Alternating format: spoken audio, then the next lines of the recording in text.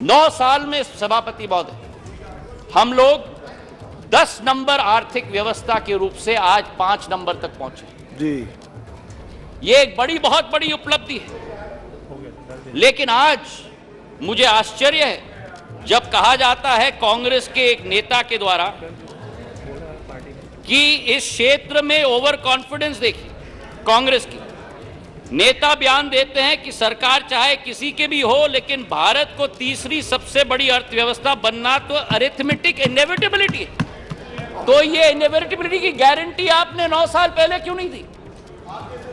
कांग्रेस की सरकार के समय आजादी से आज तक 67 वर्षों में हम लोग केवल 12 नंबर से 10 नंबर पर पहुंचे, और जब 9 साल में 10 नंबर से हम 5 पर पहुंच जाएं तो अरिथमेटिक इनएविटेबिलिटी बढ़ जाती है। ये दोगली नीति कहां से हुई?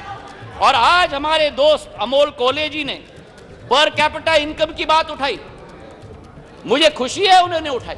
आपको आश्चर्य होगा सभापति महोदय ये सुनते हुए कि भारत 67 सालों में भी सब साउथ अफ्रीका की पर कैपिटा इनकम को हमने पार नहीं किया जब इनकी सरकार होती थी। 9 साल में पर कैपिटा इनकम आज डबल हो चुका है सभापति महोदय। हमारी सोच और विचारधारा, बैंकिंग सेक्टर की हम बात करें, बैंकिंग सेक्टर देश की रीढ़ की हड्डी होती है, और लोन्स तो इनके समय में बच्चों का खेल हो गया था। एक कहावत थी कि फोन पर लोन, ये स्थिति हो गई थी।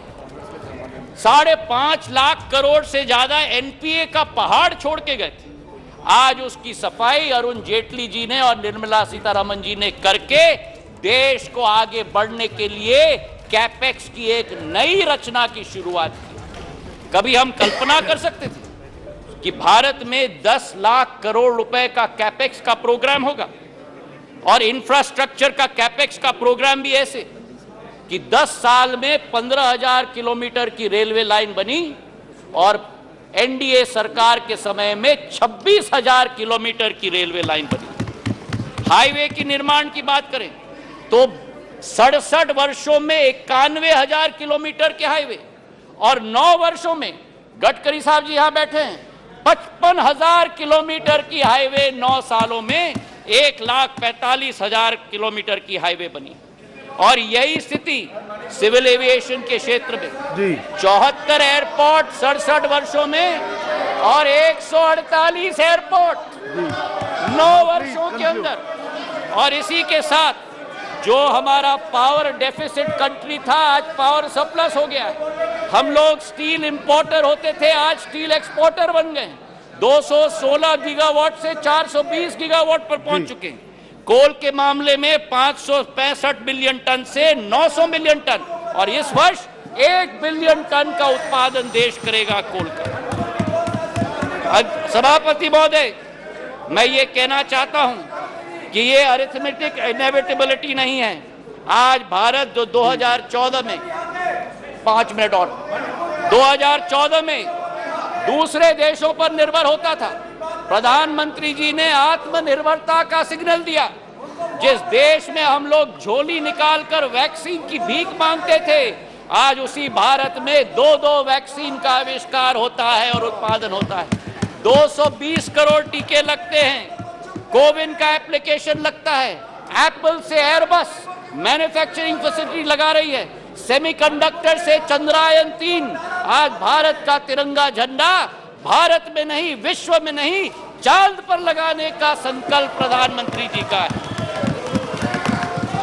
ऑटो के सेक्टर में 7 नंबर से 3 नंबर, टेलीकॉम के सेक्टर में 12 नंबर से 2 नंबर। ये अरिथमेटिक इनएविटेबिलिटी नहीं है, ये सशक्त नेतृत्व और दक्षतापूर्ण सरकार का परिणाम है। मेरे सभापति महोदय, प्रधानमंत्री जी का संकल्प है कि तीसरी पारी में भारत में वर्ल्ड क्लास इंफ्रास्ट्रक्चर गांव-गांव तक हम पहुंचाएंगे। ये मोदी जी की गारंटी है।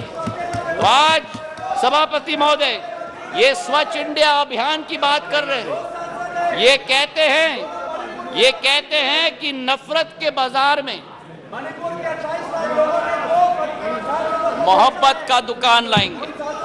इनका दुकान तो भ्रष्टाचार का दुकान है, झूठ का दुकान है, तुष्टीकरण का दुकान है, अहंकार का दुकान है। केवल का नाम दुकान का बदलते हैं, सामान वही है। राहत इंदारी जी का के शब्द मुझे याद आते हैं कि नए किरदार आते जा रहे हैं मगर नाटक पुराना चल रहा है। मैं ये कहना चाहता हूं कि अधीर रंजन चौधरी जी ने स्वयं कहा कि ये मजबूरी का गठबंधन है।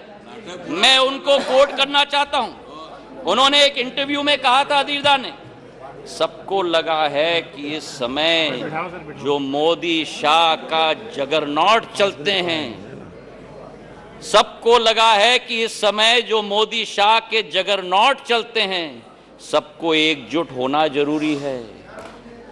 ये मजबूरी है। पॉलिटिक्स में तो मजबूरी रहती है।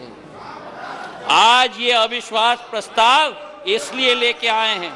मैं ये पूछना चाहता हूं कि कौन सी इंडिया की आवाज ये उठाते हैं जब विदेश जाकर टू इंडियाज की बात करते हैं। ये कौन सी इंडिया की आवाज उठाते हैं जब गलवान में हमारे सेना के शौर्य और उसी के साथ सर्जिकल स्ट्राइक पर उंगली उठाते हैं। ये कौन से इंडिया की आवाज करते हैं जो कोरोना जैसी भीषण समस्या में राजनीति पर उतर जाते हैं। और आज पिछले 2 दिनों से सभापति महोदय, मैं सुन रहा हूं विपक्ष को, कोई महाभारत की बात कर रहा है, कोई रामायण की बात कर रहा है, कोई राम की बात कर रहा है, कोई रावण की बात कर रहा है। अच्छा है कि आज धर्म की बहुत बायाद आई इनको।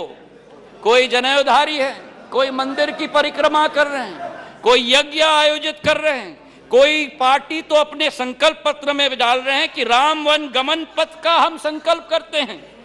मैं इनको स्पष्ट रूप से बताना चाहता हूं, ये मुखौटा नहीं चलेगा। हमारी देश की आज 140 करोड़ जनता की आस्था और पीढ़ियों की सपना हमारे मर्यादा पुरुषोत्तम भगवान राम का भव्य मंदिर अयोध्या में प्रधानमंत्री नरेंद्र मोदी बनाने जा रहे हैं। पत्रकारिता कोई इमोशन नहीं है, ना अपना कोई ज्ञान देना है और ना कोई विचार थोपना है। पत्रकारिता क्या है? पत्रकारिता का मतलब है सही जानकारी इकट्ठा करना और तथ्य बताना।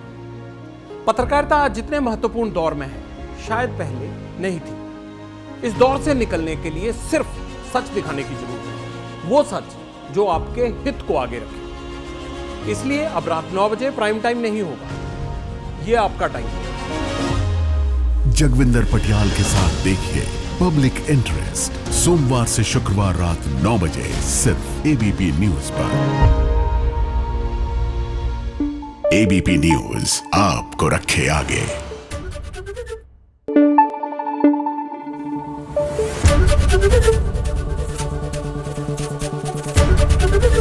एबीपी न्यूज आपको रखे आगे।